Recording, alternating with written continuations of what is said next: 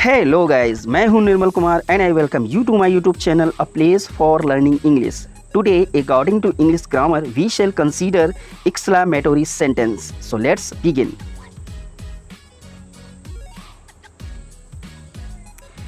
Exclamatory sentence identification से शुरू करते हैं.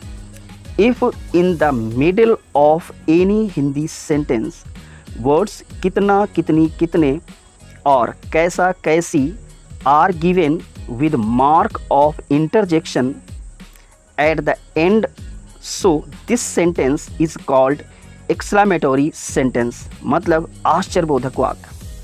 अर्थात हिंदी के जिस वाक्य के बीच में कितना, कितनी, कितने अथवा कैसा, कैसी, कैसे आदि शब्द दिए हों और अंत में विस्मयबोधक निशान लगा हो, तो वह वाक्य एक्सक्लेमेटरी सेंटेंस आश्चर्यबोधक वाक्य होता है.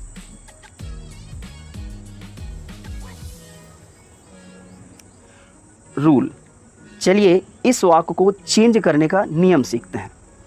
While changing such sentence into English, first of all write how oblique what a for कितना, कितनी, कितने plus adjective plus noun, object, other words and helping verb is am, was, were, will be or shall be.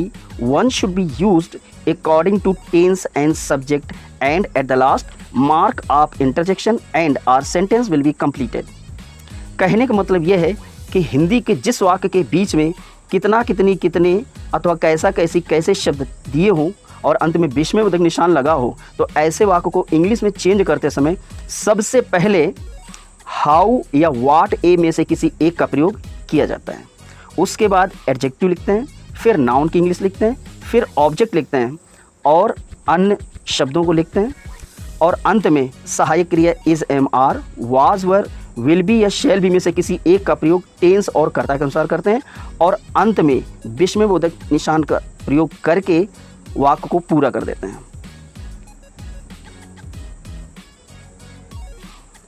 Note सीखते हैं. How plus adjective, what a plus adjective plus noun. कहने का मतलब यह है कि when one adjective comes after कितना, कितनी, कितने और कैसा, कैसी, कैसे, then how should be used.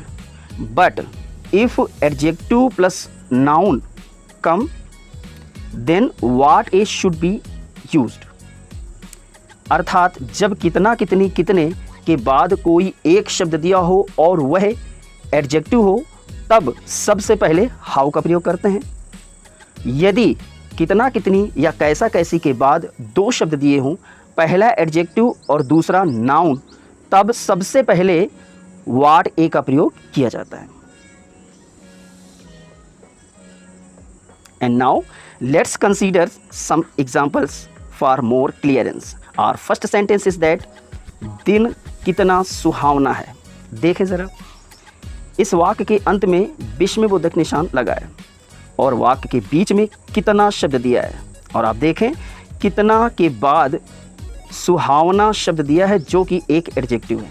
आपको पहले ही बताया जा चुका है कि जब कितना, कितनी, कितने और कैसा, कैसी, कैसे शब्दों के बाद कोई एक एडजेक्टिव दिया हो, तब सबसे पहले हाउ का प्रयोग करते हैं. तो चलिए बनाते हैं. सबसे पहले हाउ लगाया, फिर सुहावना की इंग्लिश के लिए लिखा प्लीजेंट, फिर दिन की इंग्लिश के लिए लिखा द डे, और क्योंकि यह वाक्य प्रेजेंट इन का है तो अंत में सहायक क्रिया लगाई इज और विस्मयबोधक निशान लगाकर इस वाक्य को पूरा किया गया और इस प्रकार यह वाक्य बना how pleasant the day is. और नेक्स्ट सेंटेंस इज दैट कर्ण कितना महान योद्धा था. चलिए इसे बनाते हैं. अब आप देखिए कितना के बाद दो शब्द दिए हैं, पहला एडजेक्टिव और दूसरा नाउन. तो अब इस स्थिति में सबसे पहले वाट ए का प्रयोग किया जाएगा. उसके बाद महान की इंग्लिश लिखी गई ग्रेट, फिर योद्धा की इंग्लिश जो कि नाउन है वॉरियर लगा, फिर कर्ण बना आपका कर्म, सहायक क्रिया आई वॉज और अंत में विस्मयबोधक निशान लगाकर इस वाक्य को पूरा किया गया. What a great warrior Karna was. और लास्ट सेंटेंस इज दैट मैं स्वयं के लिए कितना वफादार रहूँगा. अब देखिए यह वाक्य फ्यूचर का है और अंत में विस्मयबोधक निशान लगा है. कितना के बाद एक शब्द दिया है और वो है वफादार अर्थात एडजेक्टिव. तो बनाते हैं। सबसे पहले हाउ, फिर वफादार की इंग्लिश के लिए लॉयल, फिर helping verb will plus subject I plus be to myself लिखकर अंत में भविष्य में बोधक निशान लगाया गया और इस वाक्य को पूरा किया गया। इस प्रकार यह वाक्य बना, how loyal will I be to myself and etcetera. And now I think आप सबने एक्सक्लेमेटरी सेंटेंस अच्छे से सीख और समझ लिया है। तो thanks for watching this video.